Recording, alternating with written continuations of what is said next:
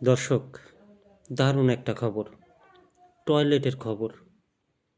জামাতের এক নেতা তিনি বললেন মহিলাদের জন্য পিঙ্ক টয়লেট দেওয়া হবে।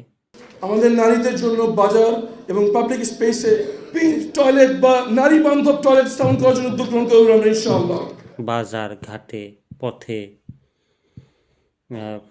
পিঙ্ক বলতে আমরা বুঝি একটা কালার যেটা মেয়েদের খুবই পছন্দের।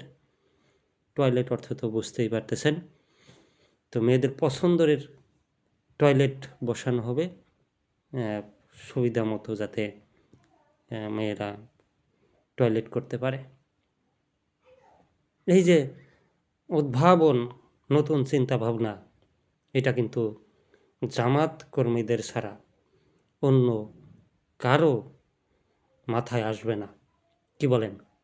দেখেন, এই যে নির্বাচন, 2026 সালের জাতীয় ত্রয়োদশ নির্বাচন, এই নির্বাচনে কোনো এক নেতা 300 আসনের 300 এমপি প্রার্থী, তাছাড়া তাদের সৌ নেতাকর্মী, কোনো নেতার মাথায় থেকে কি বের হয়েছে এই যে পিঙ্ক টয়লেট স্থাপন করার বিষয়টা? এজন্য স্বীকার করতে হবে জামাত কর্মীদের মাথায় অনেক ট্যালেন্ট, বুদ্ধিতে ভরা